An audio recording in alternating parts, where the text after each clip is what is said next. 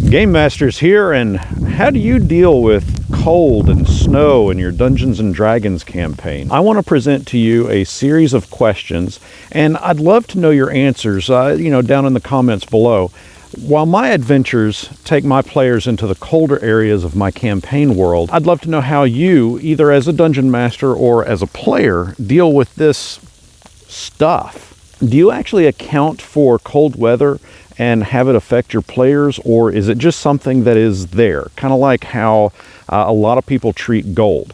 I have 50,000 gold pieces, but I don't apply a penalty to weight. So does snow and cold exist, but it doesn't negatively impact the characters, or does it have an impact? Right now, it's the middle of winter for me.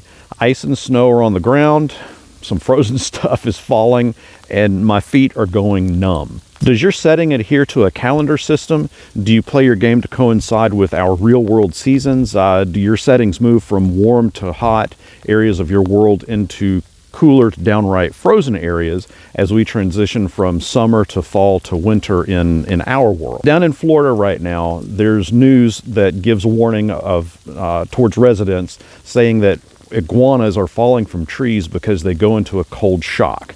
Do characters that hail from frozen plains gain an advantage, while lizard folk in your game that travel to wintry frozen areas gain a disadvantage? What kind of monsters and cold weather encounters do you throw at your players? Yetis, frost giants, winter wolves? What about a white dragon, something that can blend easily in the snow and ice? Ice mephits? They almost always make an appearance in my winter-bound settings.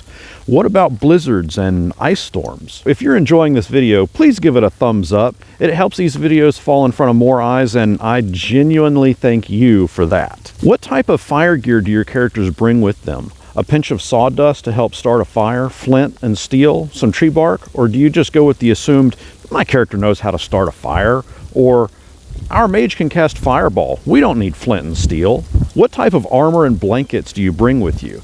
I just can't see your average chainmail, padded armor, or plate bringing much warmth to your bones as you trek 2 miles through knee-high mounds of snow and really fast-moving wind. What kind of food and drink do you pack? Or do you just melt the snow and drink that? Do you ever do a one-shot that is centered around a major ice storm, or say a blizzard that lasts for 6 months? What kind of in-jokes do you include in your winter-themed Dungeons & Dragons game? Like, when a bad guy goes to attack, does the cold and frost ever make his sword's blade stick? Do your characters ever want to build a snowman? What overall plot hooks have you used in your games to transition your game from its main setting to one that takes place in or around cold climates? What about familiars or pack animals? How do you care for them along that 2 or 3 mile hike in the ice and snow? Do you do half-speed travels through snow? Do you include cold weather to help mold and craft the game's atmosphere, or is it just what it is? Cold weather. Do you allow the snow and ice to drive the campaign's story to something specific, or is it simply there to be seen as a challenge that the players have to overcome? How often do you have to stop and rest and stomp your feet and build a fire or cast fireball to avoid exhaustion? What all kinds of checks do you have players do in order to survive in the snow? What kind of winter or cold themed puzzles have you included in your game? How thankful are the characters when they stumble across an inn with a blazing hot hearth to belly up to and a plate of warm mutton to scarf down? I gotta tell you, I could go for some hot soup right now. That would certainly do me some good. Backing out of the game itself for a moment, when it is cold outside and your game group is in session, what's your go-to drink to keep warm? Hot coffee, hot chocolate?